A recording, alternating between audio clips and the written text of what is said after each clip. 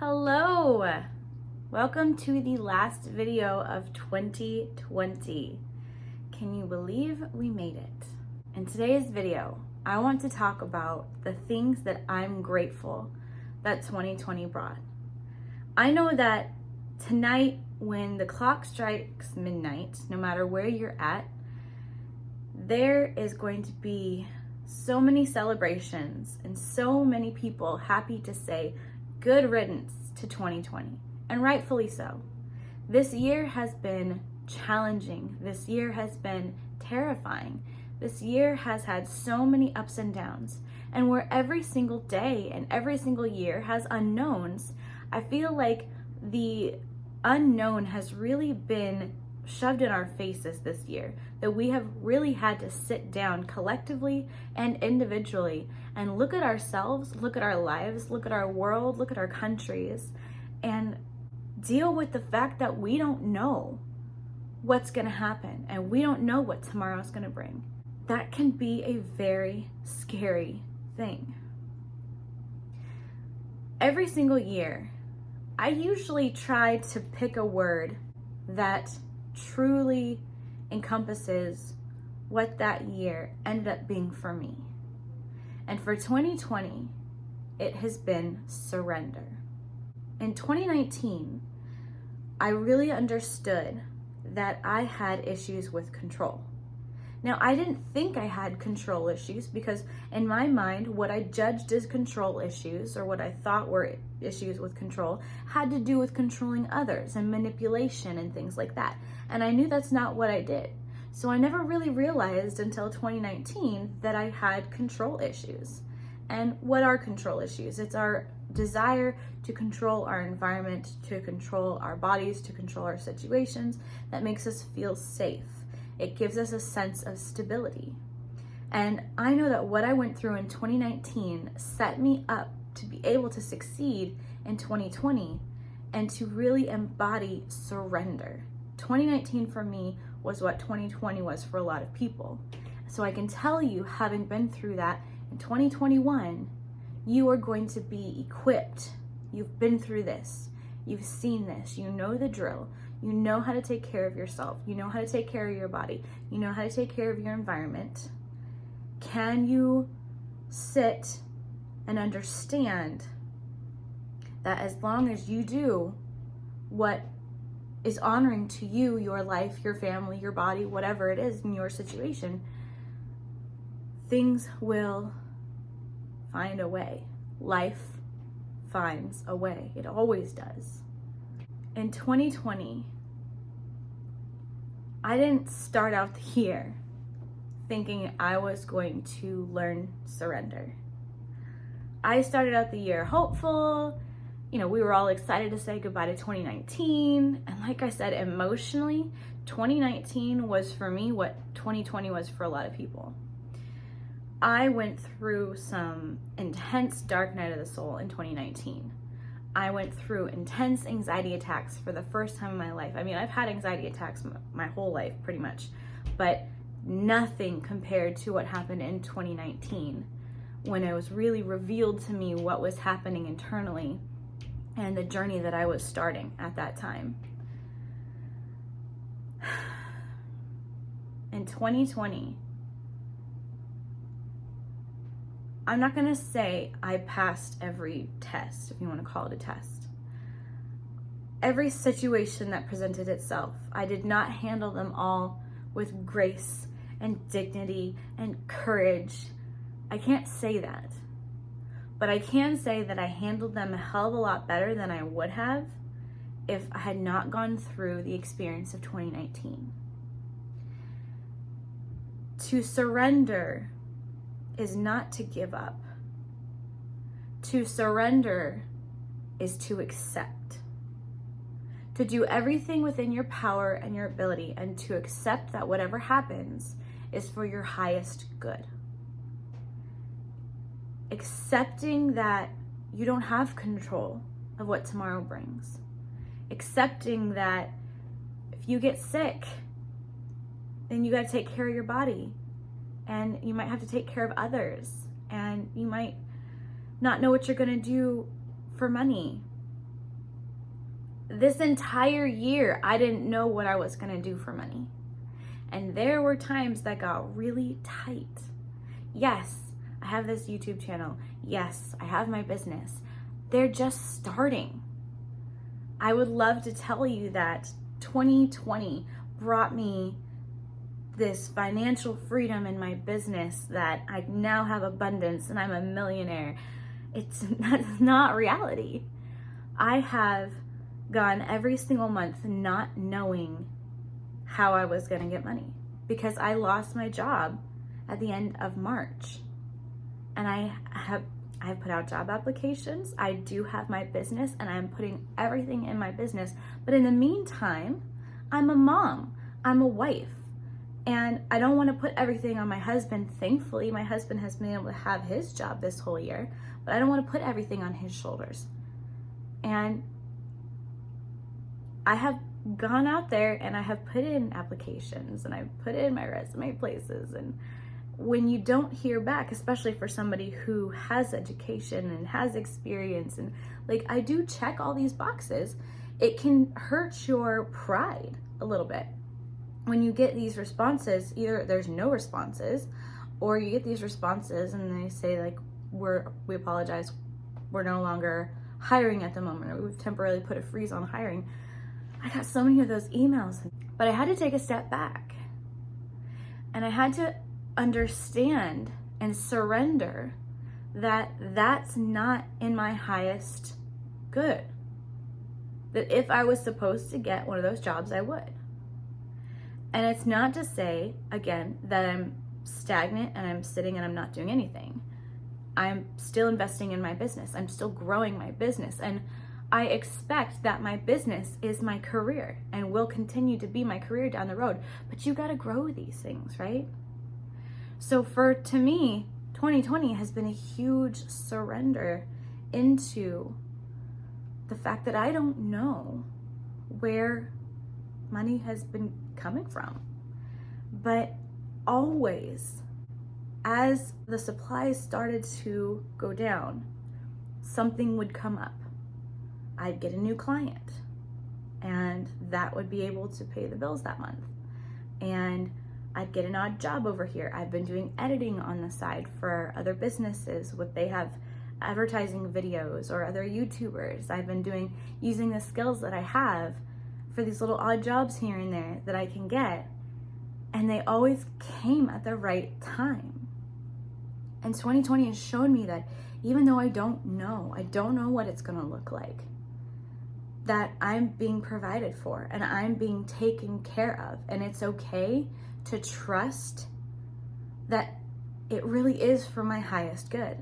And I can say that, and I could know that. And at the beginning of 2020, I did know that. But it's one thing to say that you trust God or you trust the universe, and it's a whole nother thing to actually do it. And to be in a situation where you have to actually do it. But one of the benefits that's coming of this is, again, I don't know if you watched my live last night or not. If not, I'll put the link up above. You can watch the replay. But I was talking about this new program that I'm going to come out with in 2021. And one of the biggest things about this program is I'm taking myself through it. Had I not experienced 2020, had I not experienced what it means to surrender, and had I not lived the proof to come out on the other side, then how can I coach anybody else through that? How can I take somebody else through that? How can I bring the information to you guys and share my stories of this is what's been happening. This is the growth that I have received. This is the information that I've gained. These are the mistakes that I've made and I learned. Not every video that I put out is great, and that's okay. I'm learning. You guys look at my most popular video, which was my near-death experience. I had no idea that that was going to do anything this year. Actually, I woke up the next morning and I realized that it had like 1,000 views already, and I got scared. I thought about taking it down. Why? To some people, it'd be like, that's my dream come true. Why would you be scared of that? It's not the fame that I want. I want to help people. So yes, I want to grow this channel. Yes, I want to grow my company. Do I want eventually to have several million subscribers? Absolutely. But I didn't want to be the unicorn, because I knew I hadn't gone through what I needed to go through. For me, for my journey, I want to go through each step. I want to savor the journey of growth. I want to appreciate every phase of life that I go through.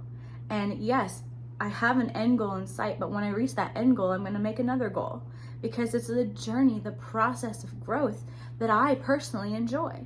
I love the journey of learning. Is it great to master something? Absolutely. But I didn't want to go from nothing to blowing up, which I didn't. But I didn't want to do that because I was so afraid of the criticism. I hadn't got to that point where I was strong in myself yet, where I had heard enough just mean things said to me by other people. You would think throughout my life I had, but I still had that fear of rejection. I still had that fear of judgment. I had to still go through more to experience loving myself and being strong within myself. And so when that video went, I didn't anticipate that so many people were gonna see it. And it's still, I think it's like a little over 18,000 views now, a couple months later, which again, to some people doesn't sound like that much, but to others it's like huge. To me, that's a big deal. You look at my average video, they get about 40 views, maybe if I'm lucky. Then to go and like have 18,000, that's insane. And I love it and I appreciate it now, but I had to learn. But when I say like I've made mistakes in that video, if you look at some of my earlier videos, I like to do like artistic things. I am very artistic. I like to draw, I like to paint, I love arts and crafts, I love to create. I'm not fantastic at it, but I love it. I love to write, I love to sing, all of anything of the arts. I love to perform. Again, not great at it, but I love it. I love it so much. And so when I started to edit videos, when I was editing them for the channel that my husband and I had together, which is now his channel, Life with Stan, when it was the Albert Family channel before he rebranded, I was doing the majority of the editing on those videos. And I had a lot more ability to have the freedom to edit because it was a different kind of content. Like, he was a superhero and I'd have to like make him like do special effects to the best of my ability using iMovie on a phone. I didn't have the software or the know-how, but I was learning and I was enjoying the experience of learning. And it was so much fun to be like, I did that. I created that little special effect thing. And again, they're corny, they're funny. But on this channel, I haven't found at least how to incorporate some of those aspects and how to bring in art on this channel that really speaks to people's hearts and speaks to your soul. So in my earlier videos on this channel, I would show pictures as I'm talking. So it wasn't just me talking because I was afraid that this was boring. I was afraid that nobody would want to like listen to me talk, and that I felt like I had to put moving things across the screen to keep people engaged because I didn't know if I was enough. I didn't feel like my value, that I was offering enough value, even though the words that I was saying, they were like, I really was offering the value, but I didn't believe that. So I felt like I needed to keep people more engaged. So I was going to put these pictures up and have them move across the screen. And sometimes I do, because sometimes it works well. Like the last video that I did, not the live, but the intrusive thoughts video. I showed the picture, a screenshot of the definition of intrusive thoughts. That's just helpful because yes, you can hear me say it, but then to also see it and read it across the screen, like it's engaging different parts of the brain, and it helps different people who learn in different ways. And that's also another reason why I wanted to incorporate these things. So when it came to the music, I'm getting there, I promise, I'm getting to my point. I was doing these intros in the beginning of my videos, and I was doing like these artistic scenes that were supposed to like set the mood for the video and kind of prepare you emotionally for what the topic of the video was going to be.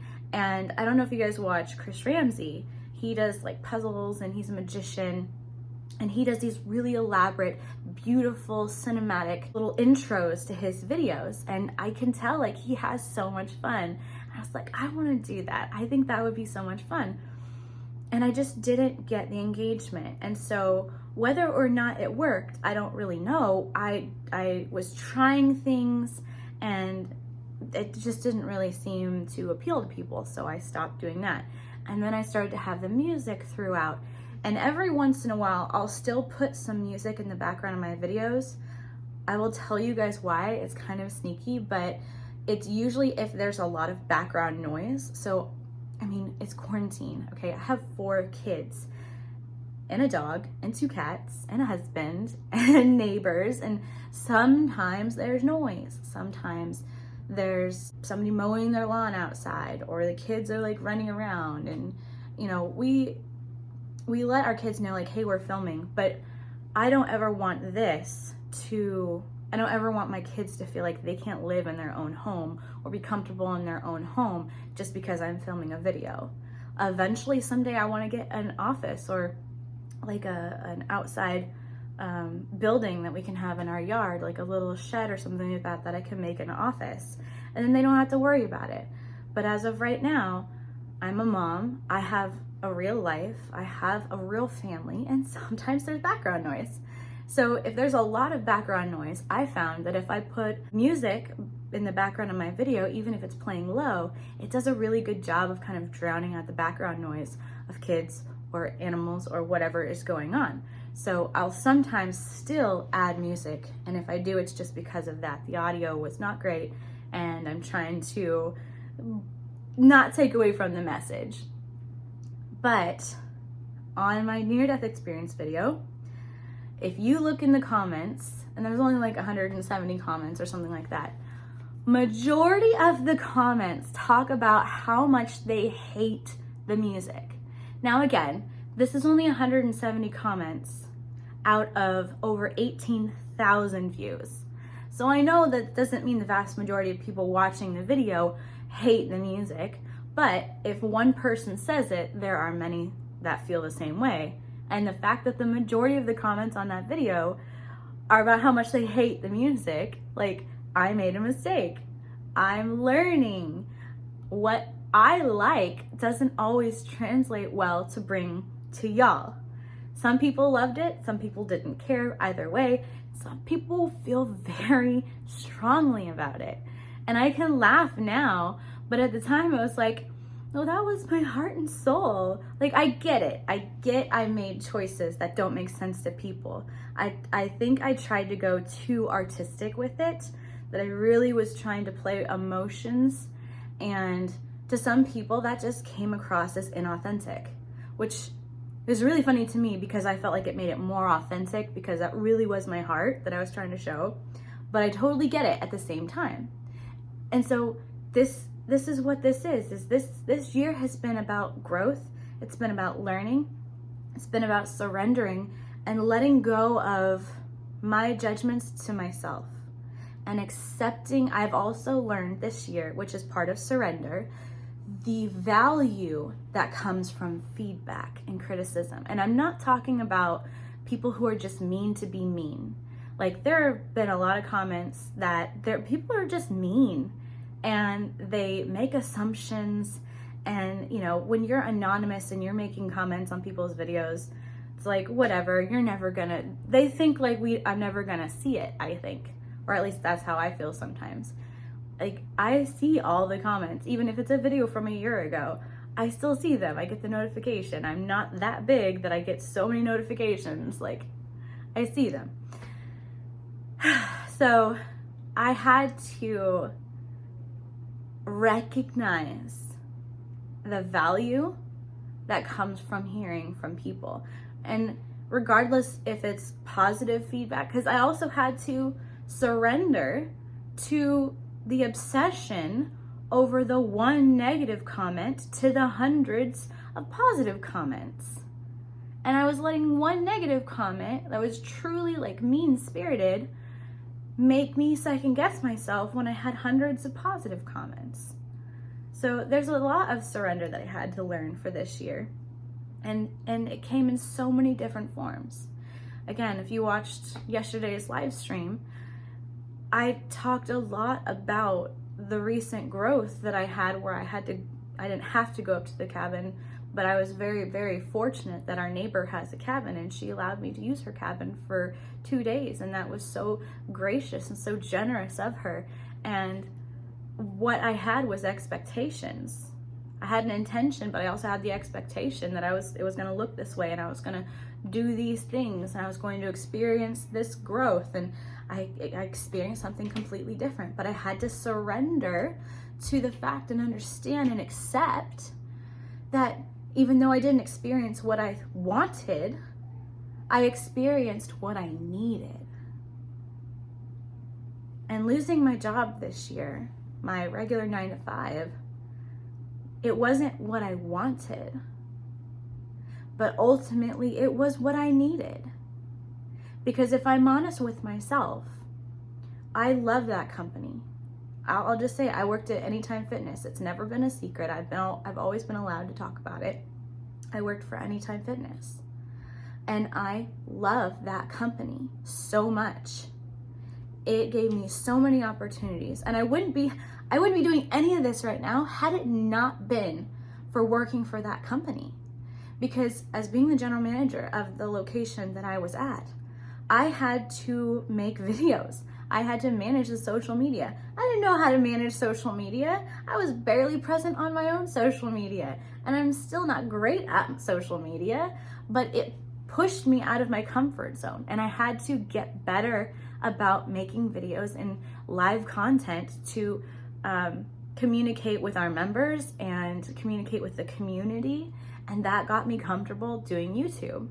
And in working there as well is when this was back in 2018, how I went through this season that was really intense and really heartbreaking, and that helped me find that I wanted to become a life coach. And I've made other videos about that as well, that story, just how I even became a life coach, why I became a life coach.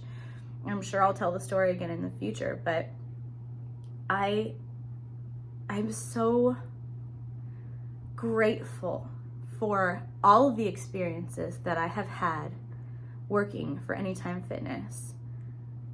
I don't think I would have ever left it. I don't think I could have had the strength to ever fully walk away. I mean, it would have been there. It would have happened eventually. Something would have happened, and maybe it would have just been the schedules and it would have been too stressful, but there would have had to be something negative to push me out of it, to me finally to say to myself, I can't do this anymore. I can't juggle my business and being a life coach and also juggle being a general manager, working full-time or even part-time. Something would have happened, and I knew that, and I was prepared for that. I was not prepared for being let go. That was tough. But also, my boss was fantastic, and he helped me through the whole process and everything having to do with COVID and applying for unemployment and like him filling out the paperwork, and he didn't have to do even half of what he did. So I was very fortunate that I worked for amazing people at an amazing company, and that helped. But still, I had to surrender to it. But because of what I went through in 2019, I knew in my heart that it was the best way, because I don't think I would have been able to walk away on my own. Definitely not right now. I wanted to give it at least another solid 2 years before walking away, because I wanted my business to grow to a point where I was making the same amount of money that I was making working full-time at the gym. And so that way my family wasn't suffering. And I was so afraid of being a burden on my husband financially, having him struggle to support the family. That's not what I want to do. And so again, I bring full circle back to what this year has shown me and what this year has taught me. And it's not just surrender that I had to learn, but why did I have to learn surrender? What's the purpose of surrender? What is on the other side of surrender? Again, surrender is not giving up. The beauty with surrender is that the other side of surrender, what you get out of surrender, is peace and joy and freedom. And it really allows you to unlock your creativity. Because am I okay with being stagnant and doing nothing and not bringing any money into the household? Absolutely not. But surrendering and believing that I'm going to be taken care of. And again, I didn't always do great at it. I have had moments where I was really stressed, really scared. And my husband was the one who was my rock. And he was the one saying it was going to be okay. And I wasn't sure. And then something would happen and I would get another small job, or I would get another client. And I would have these little things and we would have enough money. And here we are, December 31st, 2020. And we still have our home and we're healthy, and thankfully, yes, we did experience death this year, but we didn't experience death due to COVID.